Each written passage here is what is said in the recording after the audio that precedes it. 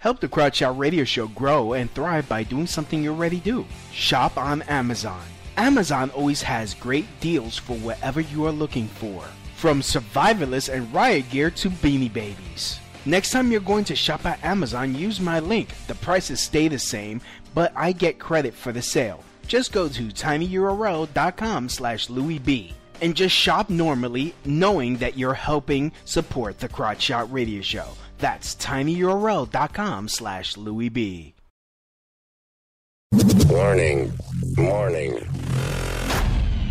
This show contains mature content. Listener discretion is advised. Are you ready to get your mind blown? One angry New York City Puerto Rican decided to start a radio show, determined to piss the world off by shoving a mirror in front of society's face. He kicked them in the balls. What are you? Who are you? This is the Crotch Shot Radio Show. Crotch Shot Radio Show. This is not a test. This is a broadcast transmission. We're going to stay on the air. And now, Louis B.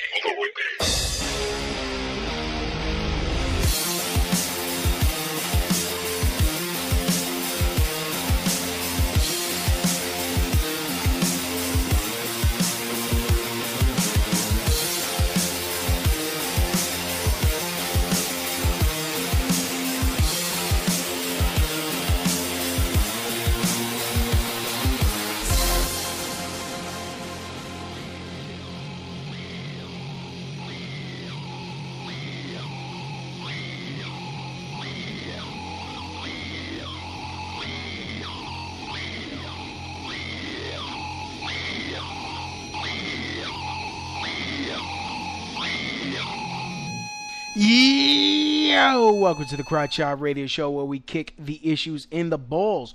We're on an active war against bullshit. We would do anything and everything to expose bullshit. The ends sometimes justify the means. So if you're angry and want the truth exposed, then strap in and prepare to be shocked. This is Smash Mouth Talk. If you can't accept that, then fuck off. I'm your host, Louis B. I takes no bullshit from nobody. I actually expose the bullshit of society and chop it up into easy to digest chunks for you. Today will not be any different. Today I'm honored to be joined with a fellow patriot, a fellow lover of freedom, and a fellow lover of capitalism. We are capitalist pigs. Hopefully I am accurate in saying that. Sir, before I introduce you, do you agree with that? Are you a capitalist pig? I'm open to free markets. I mean, I agree with free marketplace, different economic systems, but at the same time, I'm not opposed to those who believe in capitalism, and I think everyone should be able to set their own destiny, make money for themselves, or whatever they got to do to make their future happen. All right. I guess you could say that. Okay, so there we go. But we're going to be talking about who is the leader of Antifa. The dark figure the dark figure who hides in the shadows and gives these idiots their marching orders and their targets. And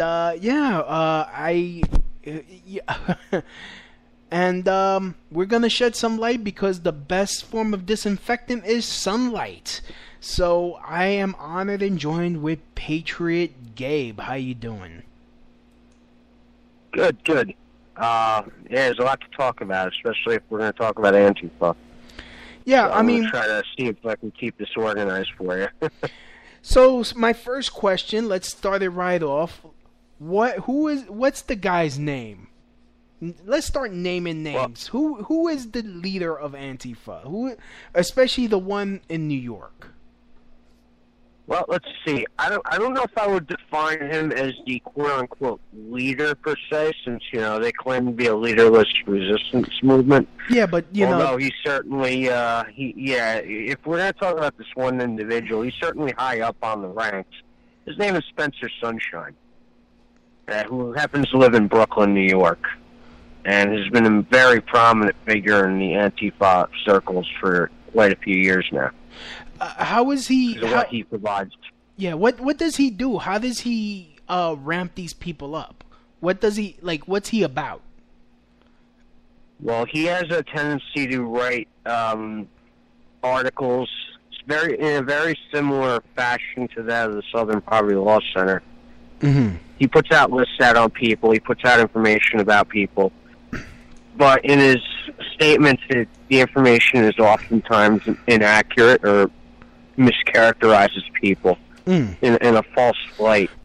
So he doesn't always have evidence to his claims when he claims that people are a variety of different labels, whether he says they're white nationalists or racist or fascist or Nazi. And his all-time favorite, anti-Semitic or Holocaust denier, which is a label he oftentimes likes to apply to many different people, whether it's even true or not. So, yeah, that's what makes him kind of dangerous in many ways. He puts these narratives out, and many of these fellow Antifa people will read his writings or read writings that are based on his narratives, and they'll go on the attack without even thinking twice on whether or not what they're doing is right or wrong. So, yes, he has that kind of influence, not just in New York, but across the nation of the United States. And this so he do his own dirty work? Does he has he gone out and thrown rocks at people like at Berkeley or anything like that? I'm unaware of whether or not he himself is actually engaged in any of the kind of violent confrontational behavior, but I do know he has a history of being at different demonstrations. I know he goes back to the days of the World Trade Organization Seattle riots. I know he was there working with people, and I mean the Ford Foundation was there as well, which we'll get into later. But from my experience, when I was at the Anarchist Book Fair in 2014, a mob of about 30 Antifa were outside, ready to pounce on me and about 5 other figures. And Spencer hid behind the line of 30 people as if he was pulling the strings. So oftentimes, I guess to answer your question, he seems like he gets, muscle to do his dirty work for him, because he uses his intellect as a weapon to condition people into believing his narratives, which is very problematic for all of us. I see. I mean, but does he, the thing is, so would you say he's responsible for... Let's just jump right to it. You think he's responsible for the attack on the Latino Trump supporter here in New York City known by Joe Vival? I would say that his work has certainly helped contribute to that, if it's not directly tied to it. I mean he did have a lecture not too long ago. It was on June 28th. He gave a lecture naming certain names in New York City of people he labeled white nationalists, Nazis, or whatever. And he incorporated Joe Vival into that list of names, essentially putting out a hit list in many ways of people who need to be targeted. So interestingly enough, a week later, Joe Vival ends up with a beer bottle across his face. He nearly died that night, from what I understand. So if Spencer didn't directly put a hit out on Joe Vival, certainly information he put out encouraged those who clearly have mental illness issues or believe divinely in these, his statements and the narratives. It certainly encouraged them to behave that way. So, yeah, this is I would say he's very dangerous in that sense as well. Yeah, it's very possible. And which is why Mr. Spencer Sunshine should be investigated for what happened to Joby, as far as I'm concerned. I mean, so basically, would you say it's safe to say he's the one that is responsible for painting targets on people's backs who don't agree with him politically? Oh, 100%. I mean, I have a target on my back. Joe Val has a target on his back. A lot of other people that I know, as well as others, certainly have targets on their backs because of the kind of reports that Spencer puts out on a variety of different outlets, such as Political Research Associates, which is one outlet that pays him for his articles that he writes. And he has other websites. He writes a blog for himself. And, Variety, Truth Out, I believe, is another outlet. I know he's spoken with It's Going Down, which is a website that encourages violence and terrorist actions against, pro-Trump people. And just anybody they disagree with, really. So, yeah, absolutely. He's responsible in many ways for that. And I believe he even pretty much takes credit for a lot of that as well. But, yeah, he definitely. So, I mean, would you say that he's a socialist or a Marxist? I mean, what is his ideology, and what do you think is his beef with us, basically? I mean, fuck it, I'm just gonna throw my hat in. I mean, I'm a libertarian, but I'm a right-leaning libertarian. So what does he? Well, that's right off the bat. You just said what you are. That's a problem right there. The fact you're a right libertarian. He doesn't like anything associated with right-wing politics or on the right. Anything that's considered traditionalist, conservative, those things are not to be tolerated. Mm-hmm. In many ways, I suspect he probably follows Herbert Marcuse of the neo-Marxism, Frankfurt School of Thought, which is not to tolerate any kind of opposing point of views. From what I understand, his ideology stems from certainly socialism and Marxism. I believe he refers to himself as a neo-Bundist. And Bundism was almost, if I'm correct, I'd have to really read up on this again, but I believe it's a Jewish identitarian philosophy of, in other words, he described himself as a Jewish socialist. Mm-hmm. And the reason I say Jewish socialist is because Bundism is a Jewish identitarian type of form of socialism that is also involved with Marxism as well. And Spencer is, from what I understand, a Jewish identitarian or Jewish supremacist who believes that anyone that is critical of him is an anti-Semite. The way he behaves and acts, even if nobody actually is an anti-Semite. So will he consider? He will paint people that way. Yeah, I mean, we have guys in our group that Jews for Trump. Will he consider those self-hating? Well, he's like Spencer Sunshine claims he's not favorable of the state of Israel because he considers it a right-wing. Zionism. I believe he refers to those Jews as Jewish Tsarists, which he doesn't like because they're right-leaning Jews. And like I said, anything that's on the right is going to be problematic in his eyes. So even if they're Jewish, they'll certainly be criticized, or they might even be called anti-Semitic or Holocaust deniers. I know that Spencer has been going after various 9/11 Truth people on the left who have, been critical of Israel and some of that stuff. And he calls them anti-Semites on the left. He doesn't like Cynthia McKinney, for example. He says that she's Holocaust-denying anti-Semite. He says that Jill Stein of the Green Party is the same thing, and that the Green Party is a fascist party, and also that her vice president picked in the last election. So he defines that as fascism. He doesn't like Jill Stein.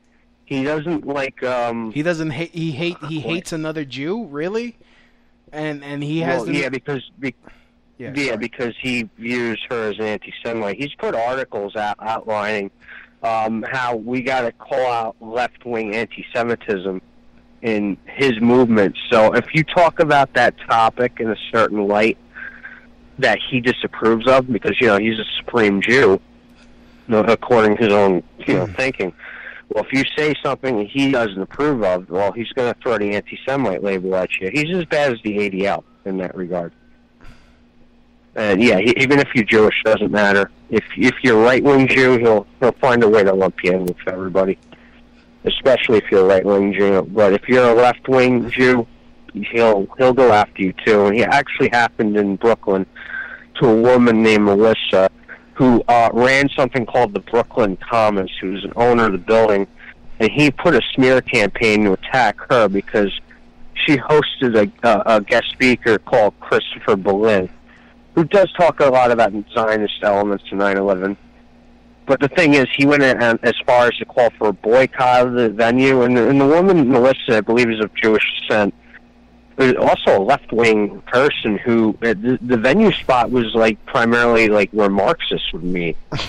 So he went on the attack against their space and put out a smear to ruin her reputation. It cost her over $50,000 in lost revenue alone, and that was a long time ago. I don't even know what it is up to now. But he and several others were attempting basically what appeared to me to be racketeering mafia enforcer type tactics to try to get the tenants out of the building, to encourage them to leave, so to speak, so the woman's livelihood would be ruined.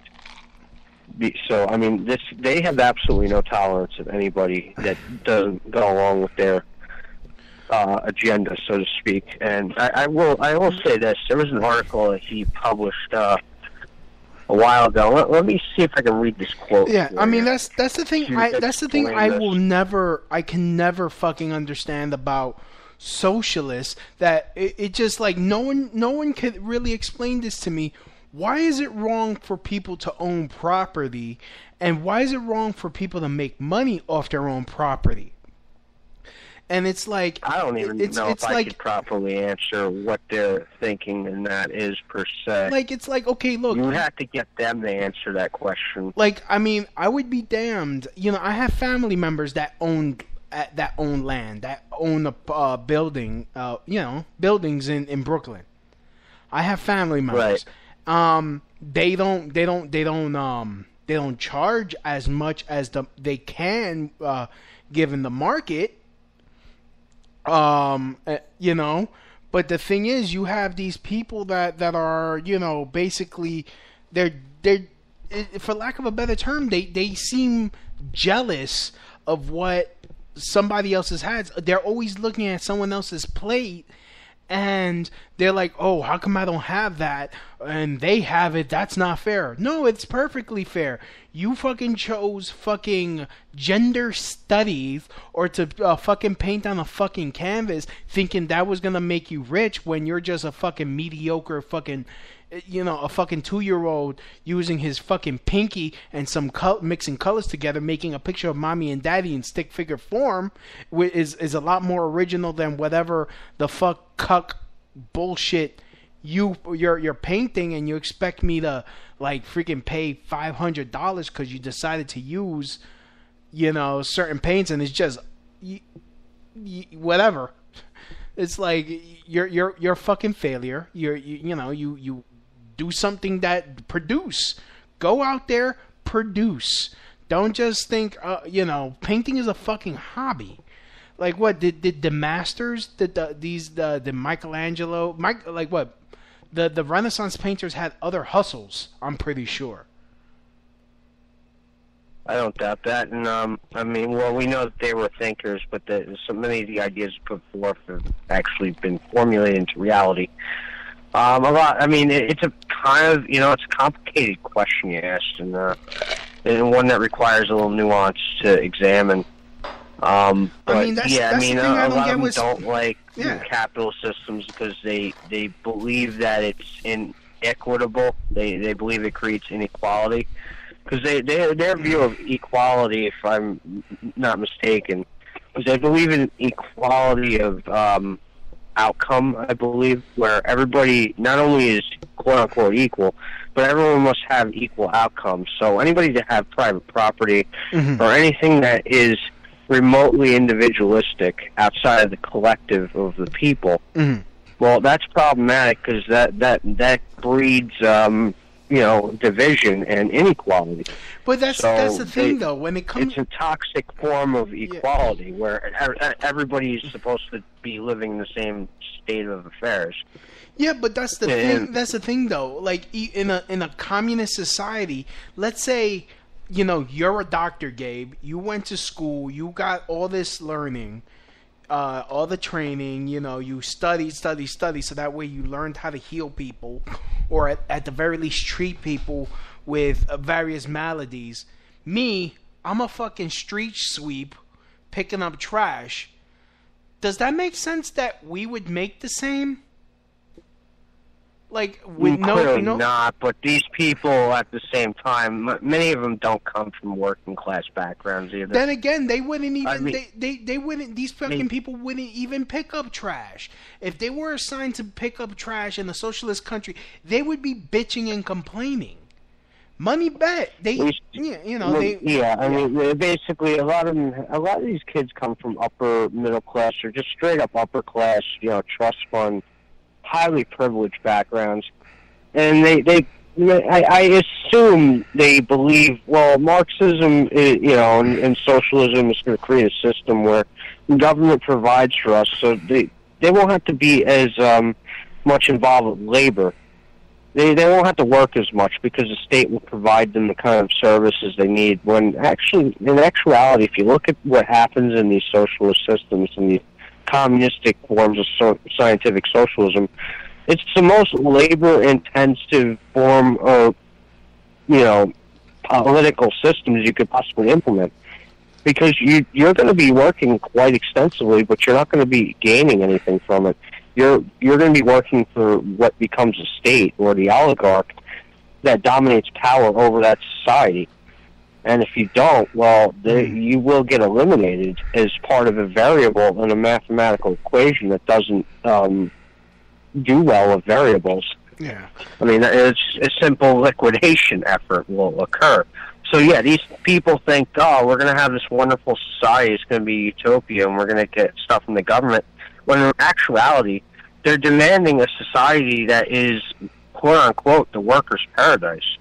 A society built on workers, which these people are not. These are not the quote-unquote working class type people that they like to, romanticize. They're far from it. They don't know that kind of people. And if they do, well, most people who are workers do not want what they're proposing as a solution. So it's a very strange thing. I mean, these type of Marxists, many of them are not economic, classical Marxists, because many of them, again, they have trust funds. They benefit off state capitalism. Mm-hmm. They love capitalism as much as you do. They won't ever tell you that. But, I mean, they're not going to also bring you to their private lakes and their private estates, their gated communities. They'll call for refugees and everybody else to go live in your community. But obviously they're not living by their own words, because they would never in a million years bring people like that to their little private communities. Because it's kind of funny you mentioned that, because the way you see them, most of them are hipsters, and these are their foot soldiers, ladies and gentlemen. These are the people that will go out, smash a bottle in your face. They're the ones that will spit in your face, hit you in the head, and then dare you to hit them back, and then cry to the police when you freaking knock them on their ass. They're the first to run to the police oftentimes and use the police as a weapon against you right after they instigated and attempted to entrap you. This is I just about every time I've ever encountered Antifa in person, mm-hmm. they've oftentimes done this, and and oftentimes Antifa will attack working class people. Like there's video footage of D.C. inauguration earlier this year, where a man's attempting to go to work, and they've created a roadblock and won't let him pass through. They heckle him, they instigate him to the point where he's got to charge through the roadblock, and then 6 of them or whatever tried to attack the guy. He beats them all down in pure victory. I mean, it was an embarrassment to these Antifa people. And then they ran to the cops and said, this guy hit a woman, have him arrested. Well, and they claimed that it was not provoked. And I swear, it's every time I ever watch these videos of Antifa, or I've seen it in person, it's always the same story. Yeah, I mean, they punched Jack Pozovic right in the face, and then claimed it was self-defense. When on the video, it's clearly there was no reason for the guy to have done that. I mean, they've done this to people I know personally, tried to set people up I know. I mean, as far back as going back to February, for example. New York City, news got involved. It was a mess.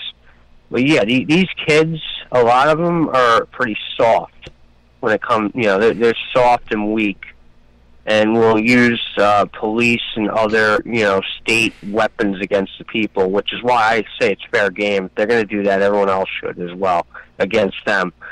But, I kind of digressed a bit here towards the original question I think you asked me, but those are also very important points to make.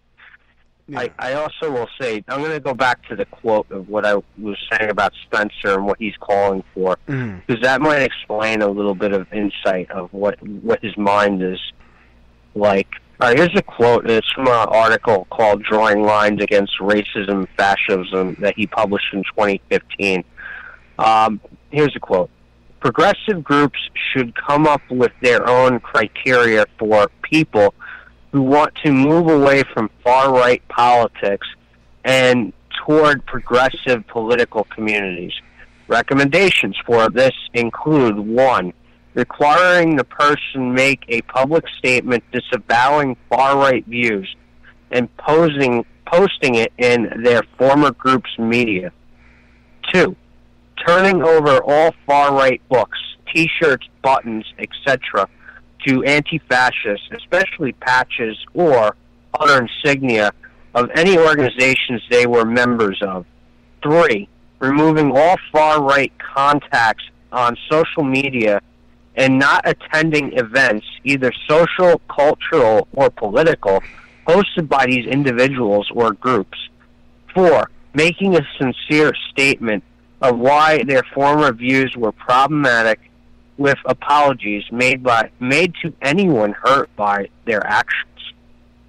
And let's see what else here. I gotta skip over a little bit here. I mean, let me interject real quick. If they want to become actively involved in progressive political as political organizers, they should also 5 be required to go through a debrief to provide information about their former rightist group structures, memberships, recruiting tactics, and beliefs.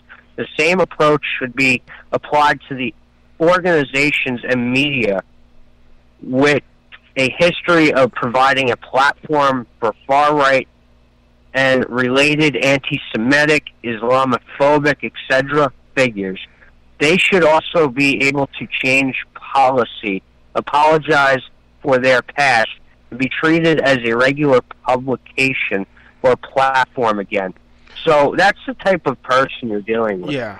I mean, the thing is, yeah, if I can interject real quick, it really seems like, I mean, correct me if I'm wrong, it really seems like they are just either omitting facts or they're just rewriting history. They're just not using they're not using any type of common sense. Well, common sense is not their goal. Their goal is ideological subversion. Their goal is to create narratives which only fit their story of how they view people. For instance, they'll leave out facts that you did something positive or you did something good if it doesn't relate to the narrative that you're this evil Nazi that they've labeled you. And what I've just read to you is a perfect example in that quote of this mind control effort of, like, forcing you to submit. I mean, that's like the behavior of a cult, like a religious fundamentalist cult, like something like Scientology, for example. That literally your obedience is required to these people. I mean, they're telling you that, in the first step here, that, you got to make public statements of disavowing people. Like, this is like Maoist Red Guard type behavior. Yeah. Here. I mean, and that's the thing. You have to go on their platforms and apologize. I mean, you have to give up your property to these people if it's disapproved, media stuff because it's quote unquote far right. And how they define far right could be anything to the right of Noam Chomsky, for example, which is he's pretty far left, if you know. Yeah. So and not only that, I mean, they're talking about how you have to basically disavow people whether they're your friends or family, and you can't attend their events if Spencer Sunshine disapproves of it, like as if this guy is like God. I mean, this is insane. And then then they want you to give information to them on everybody. like they're the police. Yeah, I mean, the shit that kills me is, I mean, when I was learning about communism in school, in history class, like, it was nothing to want. It was something, like, you could open any history book. Undesirable because of what it ultimately produced. Yeah, I mean, you have people dying from starvation, and you have the people on top, because there's always going to be class. There's always going to be classes. Either the leadership or the people on top. They're getting fat, and they're getting fat off the backs of other people. At least with capitalism, if you have a good idea, I mean, yeah, you create jobs, and you have people working for you, and you might not pay them as much, but those people could go out and build their own wealth by coming up with an idea or starting a business themselves. I mean, that's the problem. What's going on in this country is, like, you have this government punishing the business owner, and that's what Trump is trying to reverse. Is the system of punishing people who create jobs.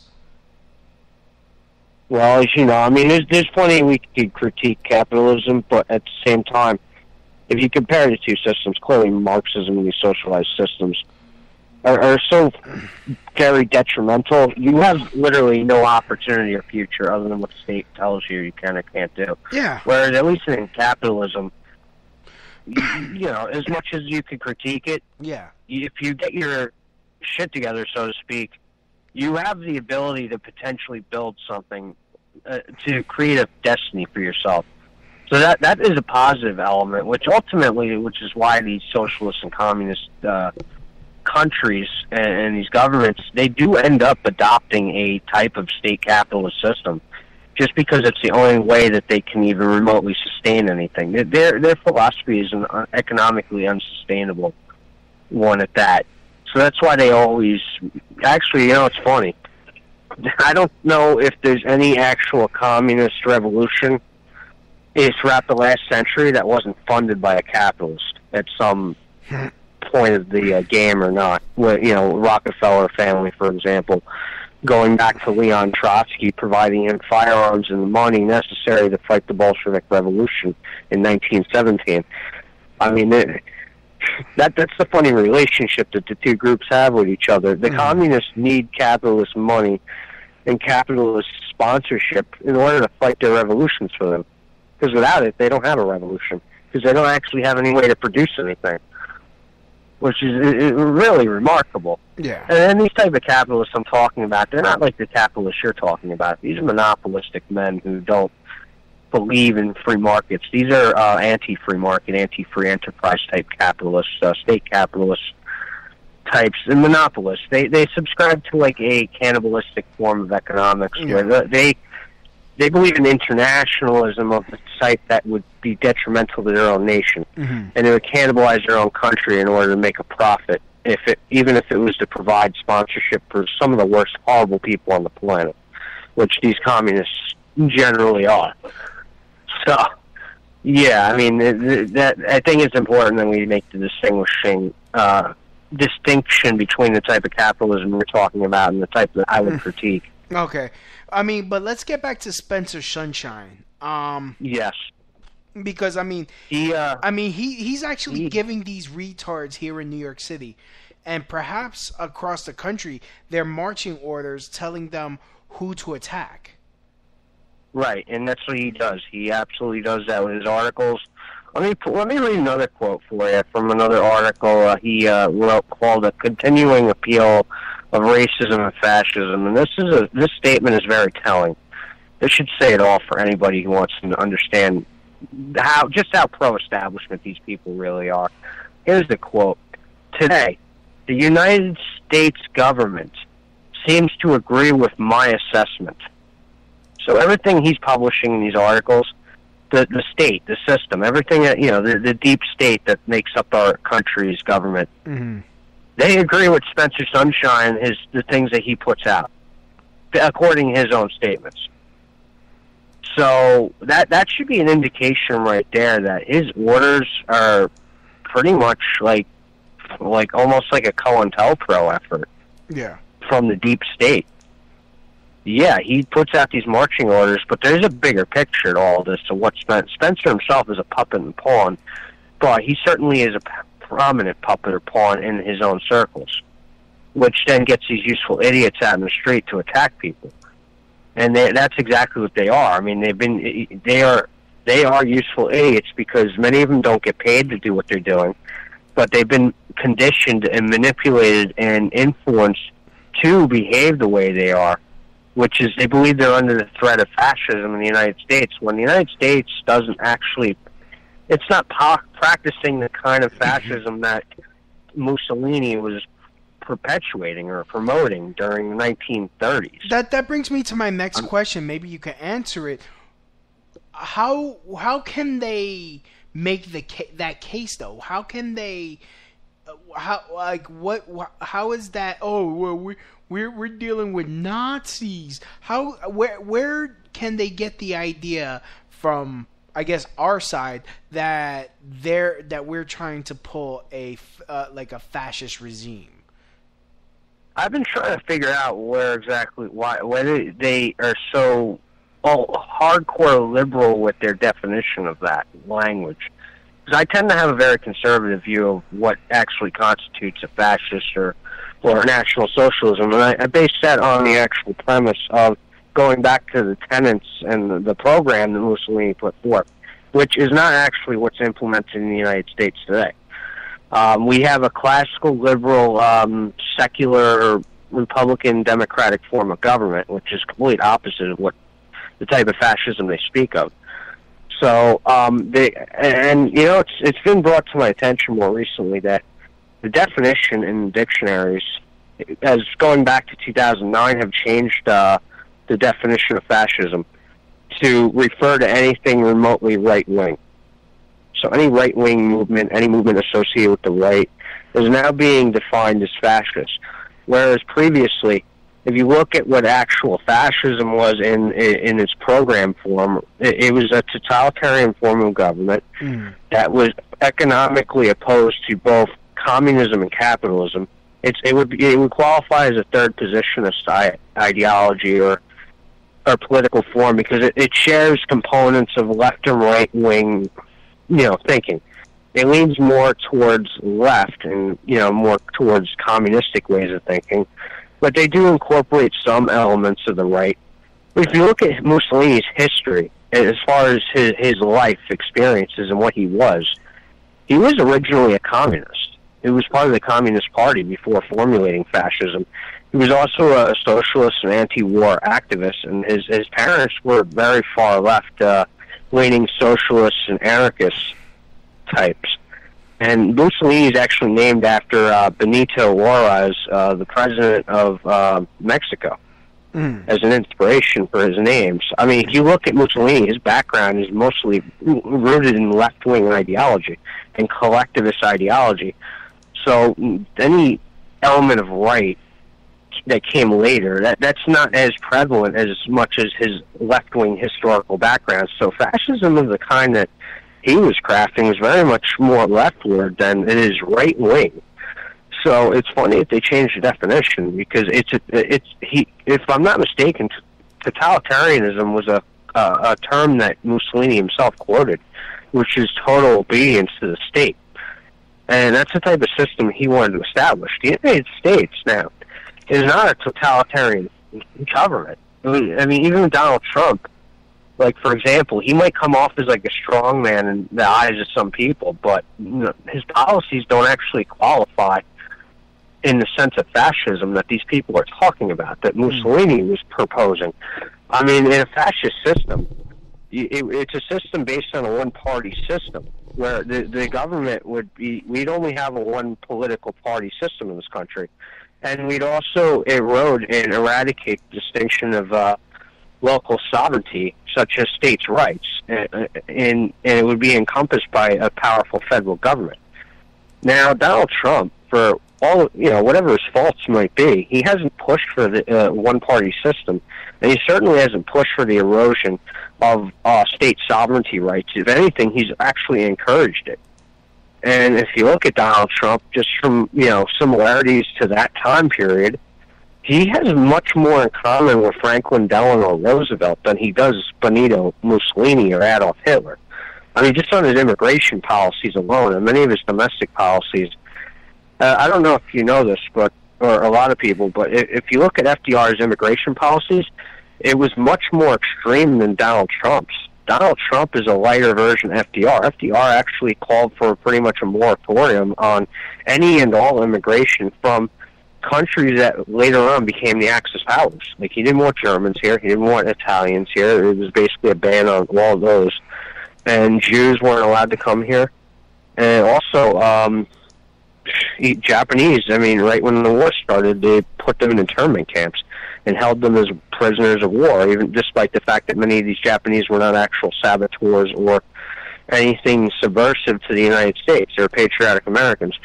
So for all this talk about, he's a Nazi because of his immigration policies, no, this is not the immigration policies of Adolf Hitler or Mussolini. These immigration policies are very similar to Franklin Delano Roosevelt before World War II and during World War II. So it's just remarkable how much of a lack of history these people understand. So, I mean, was Franklin Delano Roosevelt a Nazi? Last time I checked, he was hanging out with communists. So it's just amazing how these people think that, somebody who wants to impose a strict immigration policy, they're a fascist or a Nazi. Well, then they have to apply that label to FDR. And I don't see them doing that unless they consider him a right-wing fascist. Well, that's because they're obviously not doing their own research. They don't give a fuck about history, or they just heard, I don't like him because he doesn't want trannies in the military. He's a fascist. He's gonna take my benefits away. He's gonna take away my Medicaid. I'm gonna have to get a job. I don't even know if communists. I don't even know if the Soviet Union had quote unquote trannies in their military either. So, I mean, I don't know how they would define that as being fascist. And quite frankly, that those are just tweets that he put out. I don't think there are actually any policy. That's the thing. Being implemented. Yeah, from what I heard, he just tweeted stuff out. Yeah, from what I heard, somebody he has to put something out, and it has to also be signed by the Secretary of the Secretary of Defense. I think has to sign off. There's no actual policy on that. Banning trannies from the military, so to speak, that I'm aware of. I know that there's been a lot of controversy of that lately, but I haven't seen any actual documentation from the actual military itself. There is none. There's nothing. There's nothing being policy. Yeah, there's nothing being implemented. I must say, Donald Trump, in a way, it's kind of ingenious what he did.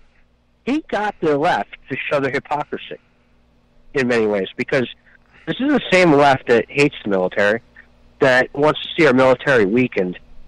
And all of a sudden, now they want to call and be like, we're for fighting for civil rights. We want trannies in the military. It's like, well, first of all, you hate the wars. You hate the military. Why would you want to put people in the military to fight wars that you disapprove of? Why would you want, why would you send your quote-unquote allies to be used as cannon fodder for imperialistic efforts? And first of all, how many that have nothing to do with America First position? Yeah, I mean, and then I asked this. It's inconsistent on their part. And I asked this, really, how many transsexuals were joining up for the military anyways? Like, I don't really know the answer to that. And Like- I don't like think any who- of us really do unless like, really, there's I mean, actual stats and numbers. I certainly have not looked at those stats and numbers. honestly, if they But really even, want I to do, think it's a side issue that's Yeah. pretty relevant. to yeah, me, I mean, quite frankly. honestly, these motherfuckers, they want to be included. Why don't they join up? Because they probably wouldn't fucking pass physical. And I'm not saying that because I can. Hey, I'm a type 2 diabetic with a fucking fucked up knee. They're not gonna accept my ass. And honestly, nor do I want to join the military because I don't agree with none of these fucking wars either. Well, that's my point. These are imperialist ventures that neoliberals have put forth that are utilizing their brand of capitalism to monopolize the planet. This has nothing to do with fighting for national sovereignty, for America first, and nationalism, and anything that revolves around the tradition of, our classical liberal values. No, these neoliberals don't give a crap about what's going on around the world. They want to dominate the planet. And any of these characters who are saying, I'm fighting for trans rights, it's so disingenuous and insincere. I think it's a spit in the face to actual trans people and everyone else for them to even go on stage and parade them like they're props in the background that require a leash attached to their collar. I mean, it's so disingenuous. Yeah, So, I mean, it's ridiculous. yeah, I mean, okay, I mean, just wanted to go into this. Like, I posted this on Facebook. I mean, how many trans were enlisting before the ban, really? And of course, maybe all the people who are mentally ill are, like, first of all, maybe the people who are mentally ill are the people who talk shit about other people for no reason while obsessing over what sex organs they have. Why can't you people just stop being cunts to everybody?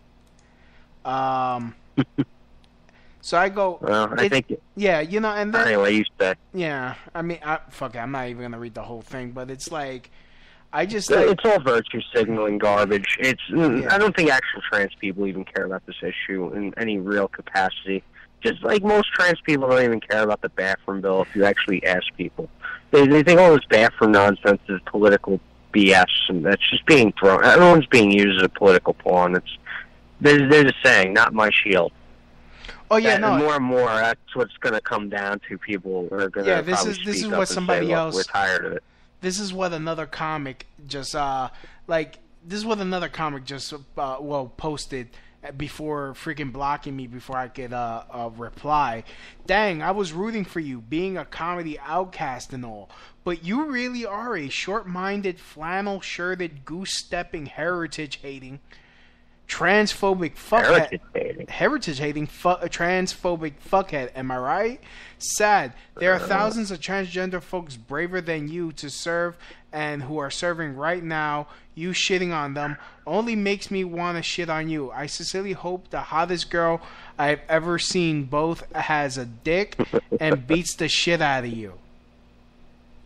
That's what I mean about insincerity. It's like, you disagree or you make a statement that I either don't understand or I don't agree with. So I'm gonna basically say you're self-hating. You hate your heritage or something. Which, quite frankly, I mean, I don't know if you want to say, my heritage. I don't recall, quote unquote, your heritage being very pro, quote unquote, tranny. To begin with, but It really isn't. hey, I could be wrong. I mean, it really. I mean, honestly, let's be real. Like, as a Puerto Rican, we don't take too kindly to trannies. I come from a Caribbean culture. If I was to even jokingly start going around in a dress, my ass would be fucking killed. I would be freaking. I mean, I would be freaking like on the island. They would kick the shit out of me because I mean, it's like we're all about machismo. We're all about masculinity, and I mean, it's just toxic masculinity, as they call it. Toxic. You see, it's funny too. They pin all this stuff on quote unquote white people and white skin colored people and European ethnicity, and they make it sound like people of that background are the way that you're describing. Yet what you're describing is actually a non-white ethno or racial group of people who might collectively or individually hold to the idea that you're proposing or putting out there, but they'll never actually talk about that. So there's, it's like I said, the disingenuous element to all of this political correctness is just so remarkable to me.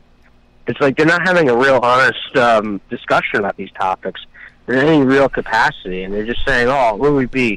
I disagree with your politically incorrect statements, so therefore, you hate your culture and this and that." It's like I don't know if they want you to bring your culture into the mix, because if you do, you might actually make them look like an idiot. Because maybe there are some questions. Well, then again, you're not white, so you don't have white skin color, so. Yeah, I mean, This stack is just so crazy. And the reason why I bring that up is because at the May Day rally, I have white people saying, "What are you doing here? Why are you on that side?" And it's like, don't be fucking racist. Like, why are you being a fucking no. Now I'm going to call out your real racism because I'm not allowed to have a different opinion, or in my personal opinion, I have a better opinion than anyone that is a socialist. That anyone that is against Trump, I feel like I have a better opinion because I freaking researched my shit. I knew all about Hillary since the fucking Whitewater scandal. Well, as you know, these people have a very interesting definition for racism that isn't really in the dictionary. It's a social science form of quote-unquote racism. They argue that racism is a institutional power to a majority population demographics. So they label, white people are the majority, so therefore they dominate institutional racism, so they're the only class of people that can be racist against others, whereas everybody else is oppressed if they're not white, so therefore other people cannot be racist against. You cannot be racist against whites because they claim it's institutional power, but if in reality that's not really what racism is, if you actually look at the definition. And how a person's actions dictate racism rather than quote-unquote institutions. And if we're going to talk about institutions here, maybe I ought to explain to your audience and you, well, if we're going to talk about institutions, what are these people being sponsored by? They're the most institutionalized pro-establishment entities that I've ever really examined. So if they want to talk about racism, these people are the ones who have ties to the quote-unquote institutions. I mean, think about it. The college professors, they back all these people. The media, whether it's MSNBC, CNN, even Fox News to an extent, all these establishment, mainstream, state-run and corporate-run media pretty much agree with them. The political elite class of the Democratic Party, and even some to the right, on the Republican Party, will back these people up. The big money backs them up. I mean, the ruling class, the tax-exempt foundations like the Ford Foundation, Rockefeller Foundation, the Carnegie Endowment, every sector of the establishment elite, ruling class, the institution of power itself, is on the side of the very people who called you a racist. Yeah, and the thing that being a traitor to your people. Yeah, and the people that are saying that again are white liberals. Which again, because and not because they're white liberals necessarily, but I'm talking about the side they're standing on, because they're basically protected and promoted by the established institutions that dominate our nation state and nation states of the West in particular. Well, I would say that institutional racism, I don't know if they want to go with that narrative, because they actually qualify under their own narrative to be the very thing that they're defining others as. So they might want, I guess they can't check their privilege on that, because if they did, they would realize how much of a dick they are. Yeah, there's a great video. It boggles my mind. There's a very good video by Sargon of Akkad, who talks about rich kids love social justice, and he's got all these people, and he's got this video clips, and I gotta say, that video is 100% spot on, dead on, worth watching if you really want to see what institutional power looks like with these kids, how they define everybody else as racist, but yet look at what they're doing. They don't want to check their privilege of economic upper classism. Because, I mean, here's the thing. Yeah, they want to talk about white privilege and white people being privileged and how homeless white people are more privileged than black rich people or vice, all this crazy nonsense. They don't ever want to talk about economic privilege. They only want to talk about skin color. And they want to divide the working class up. They want to divide working class whites, browns, blacks, everybody against each other. So we don't look at the ruling class, the people who actually dominate over all of us. They don't want us to ever look at those people. And so many of these social justice advocates and these Antifa people are so tied in with that system, they don't want the people to realize that, because if they did, they'd realize they're full of shit. Well, I mean, honestly, these people are so brainwashed that even if they saw the truth, they just still wouldn't give a shit. Well, there's a great not so much a documentary, an interview that Edward Griffin did with a man named Yuri Bezmenov. Mm-hmm. I highly recommended YouTube video. He was a former KGB agent, and he discussed the methods and tactics of ideological subversion, and basically what the Soviet Union did at the time, which it translates into what the Rockefeller family bought and paid for, and a lot of these other rich families in the United States paid for. The Soviets didn't care what your political beliefs were. They'd use anybody they could to promote their ideological subversive ideology of Marxism. So they would go to like hippies, and they would they put people in hippie circles in India to promote their ideological subversion. They didn't care what your personal politics were. They just used you for whatever their purpose was. And it requires several generations of demoralization into your nation to destroy your nation, and eventually leading up to a destabilization program, which is what we see with these Antifa people trying to do in our streets. So these are useful idiots that are used by the system, used by whoever is sponsoring all of this stuff for a specific purpose to ultimately gain power into the hands of the very people that are sponsoring it.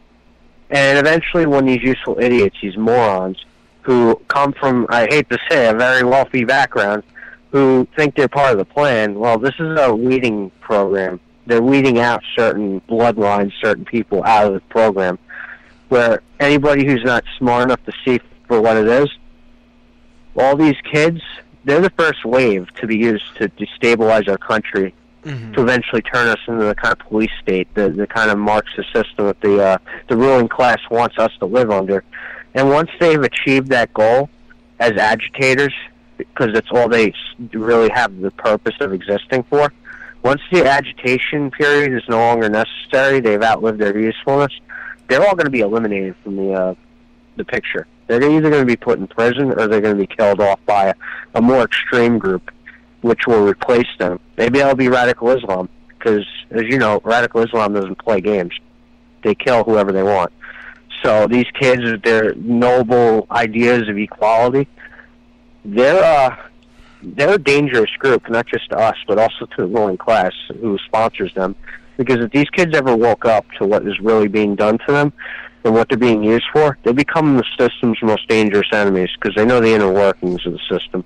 So this is why Hitler eliminated his SA. This is why Stalin eliminated his generals, because they knew too much about the system that they worked for and had to be exterminated because of how dangerous they could be used to go after the system as a weapon against the system. That's why they don't want us to wake those people up. Yeah, they're idiots, like you said, but if they ever woke up, they become the most dangerous enemies. So they are going to get eliminated at some point, probably before us. Well, I guess we'll be eliminated too. They would have to do. They would have to do that before they wake up. Yeah. So I mean, this is Spencer Sunshine, that kind of guy. I think he's very well aware of what he's doing. He has to be. The way he writes indicates there's some degree of intelligence to the man. So he knows what he's doing. Whereas the people below him are they sincerely believe they're fighting against fascists and whatever he writes. So he's using those people like puppets. pawns. Whereas Spencer, he gets paid money to write what he writes. He's even admitted this in his own words, that he gets paid to do what he does. So I don't think he really ideologically believes 100% what he's putting out there when he lies about people. I think he knows he's a liar. I think he's aware of what he's doing. And that's what makes him dangerous, because he's willing to do things to get what he wants on the most pettiest of scale. And we're not looking at the bigger picture of, like, okay, you're a pawn, and you're being used. You think you're using the system, but really the system's using you for a purpose. I mean, like, I should probably break down how Antifa is sponsored. I think that's important. Like, let me explain this to you. The Political Research Associates Spencer Sunshine writes for is financially sponsored by the Ford Foundation. Now, the Ford Foundation is a $12 billion tax-exempt foundation. It's been around for decades. It's named after Henry Ford. And what's so hypocritical and ironic about the fact that it's named after Henry Ford is Henry Ford's history in association to Hitler, for example. You know, a lot of people, his critics in particular said that Henry Ford was an anti-Semite. Mm-hmm. And, he was a devout supporter of Hitler. Now, whether that's true or not, I mean, you'd have to go back and read the history. I mean, yeah, Hitler did praise the man.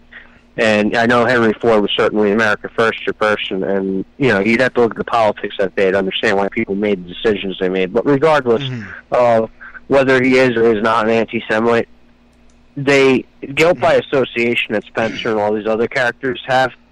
Well, that off the bat should disqualify the Ford Foundation from being a sponsor, considering its historical association to that name, Henry Ford. Henry Ford also used to hand out free copies of The International Jew, to anybody who bought his automobile. So, I mean, Antifa is sponsored for, Political Research Associates, which is a platform that provides Antifa tremendous reach nationwide, and operates very much the same way the Southern Poverty Law Center does. They've existed since 1981. Yeah. And they have quite a few figures on their board of director and stuff like that. And they're getting money, big capitalist money for their little Marxist venture. Another sponsor of Antifa is George Soros. And people are probably wondering, how does he sponsor them? Well, like Political Research Associates, although Spencer Sunshine does get a paycheck through PRA, a lot of people don't get paychecks. The Soros, he doesn't give people money, although sometimes it might funnel into their hands. He provides resources and signs and materials and free bus rides. And he did that for the Occupy Wall Street movement. Yeah, when I was at Occupy, Soros provided a bus ride that I was actually on. It was going to Southampton for an anti-Koch brothers demonstration.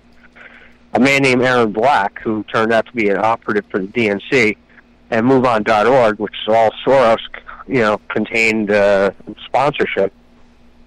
He organized that event and provided all of us a free bus ride. You just sign up and go on the bus. And so what Soros is doing is he's providing travel expenses, which are all paid for, to bring these Black Lives Matter people, bring these Antifa people all over the country to create chaos in the streets.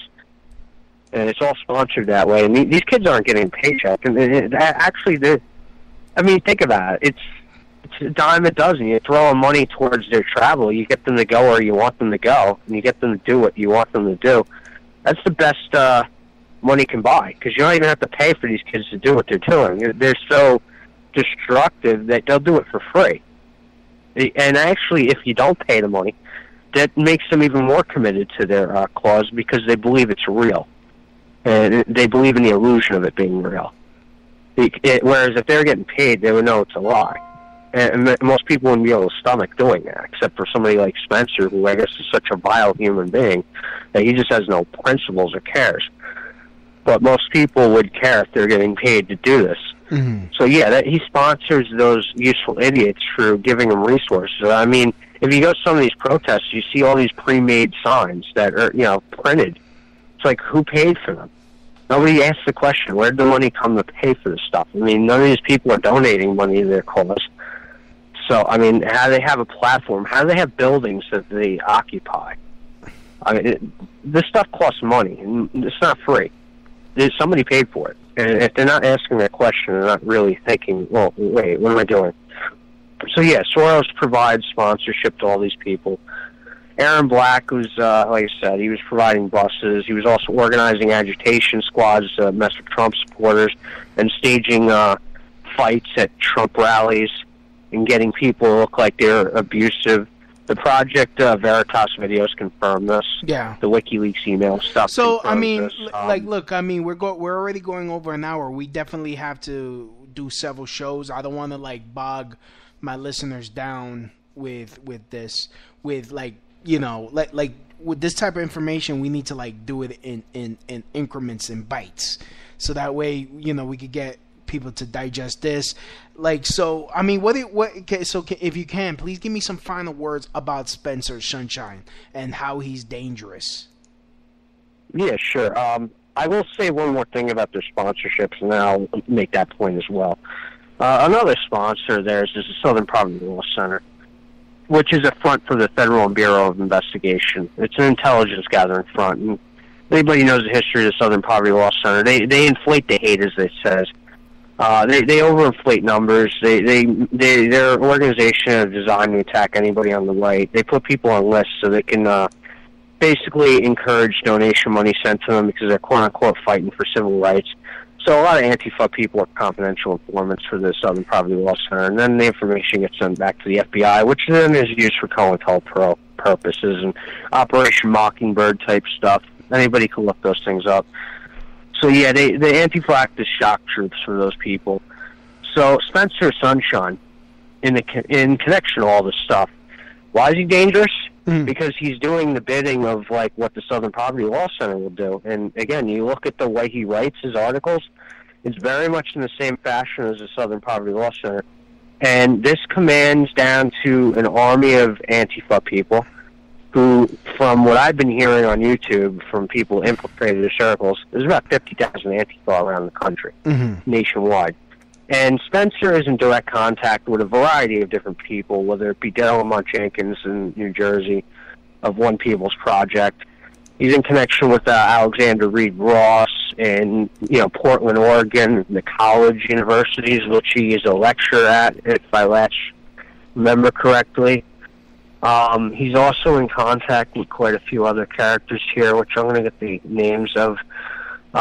You got, he's in contact with a guy named Bill Weinberg, who's in New York City, who organizes stuff with the Shadow publication. They're always involved with all these Occupy-type protests and these Black Lives Matter stuff. He's connected with Matthew Lyons of Political Research Associates, no association to the New York City, New Jersey Matthew Lyons. But Matthew Lyons in the Antifa, he writes books and co-writes books with other people in the movement.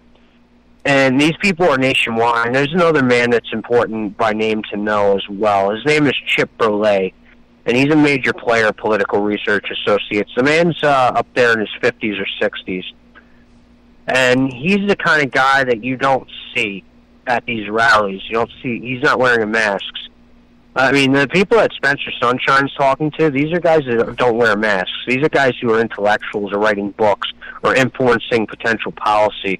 It's not the it's not the Antifa people that wear masks that are most dangerous. It's the ones that don't wear masks that you don't know are involved with this. And Spencer's part of a massive network across the nation that works with all these people. And they're constantly like a think tank brainstorming ways to attack all of us. And obviously, I could provide you a lot of information as far as like what they're doing and where they're at and what's going on. And we obviously should talk more about those things in the future, especially books that Chip Burley put out. Like I'll give you an example. Chip Burley is proposing an idea that Bitcoin is a right-wing extremist currency that we shouldn't be using. And he was promoting a book that someone wrote to attack Bitcoin, saying it's a bad currency to have because it's a right-wing extremist currency. So, I mean, you never know. Libertarian circles might someday say, we can't have Bitcoin because all these Antifa infiltrators in the libertarianism will say, it's a right-wing racist, currency. You can't use it. I mean, that's how crazy this is. But, why is Spencer dangerous, you ask? Well, because who he's connected with, what he does, and how he influences these narratives that lead to people like Joey Val getting smashed over the face with a bottle, or myself getting attacked, or many other people. I've been attacked by these people for over 4 years now, and that's how I've learned so much about them and what they're doing. And it's not going to stop. This is only the beginning. What we're seeing with the attacks on Trump people. This is not a new thing. It's only going to continue, and that's why it's important we educate ourselves on their tactics and understand their methodology and resist them as much as possible. And they're not here to give us quarter.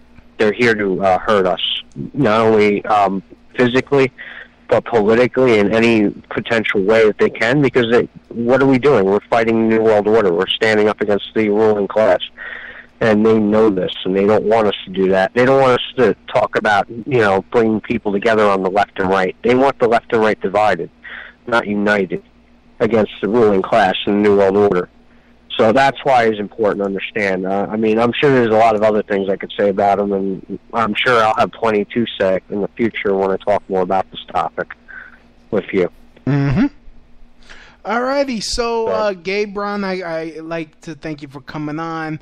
Definitely got to have you on to discuss more of this. Do you have anything to promote? Yeah, I got plenty to promote. I'll be quick about it. I have a YouTube channel, which is you can find me at GB0083. I'm going to say this quick about my YouTube channel. Apparently the other day, Spencer Sunshine Political Research Associates made an attempt to have my channel shut down because I promoted a video lecture that I thought was fair use, considering, they mentioned all of our names in it, basically, and they attack us and slander us. This is the video that led up to Joby Val's, assault with a deadly weapon. So they tried to shut my channel down by claiming copyright infringement. So, my channel's under attack. I'm putting out a lot of interesting content. Mm-hmm. The rest of my contact information from Facebook to Twitter and all my handles, they're all listed in the description of all the videos, so people can find my contact information for there. But I highly recommend people add me on their YouTube subscription. I'll have plenty of more videos coming out in the future. I'm trying to work on some stuff right now. So that's a way you can find me. I'm always in New York City doing activism. If you come out to different rallies, I'm always out there. I'm always willing to talk with people to educate them on what I know, so people can find me. I'm on the ground. I'm an activist on the ground. So those are ways you can find me and get in contact with me. All right, cool. Be on the ground. We need people out there. All right, cool. Thanks. Definitely should have you back. Because this is a huge topic, but So I'd like to thank everyone for listening. As always, please help support the Crotch Out Radio Show by shopping at our Amazon link at tinyurl.com/LouisB. You will listen to the commercial at the end of the show. And as always, from my house to your house, mahalo. And that's the end of my show. Donk.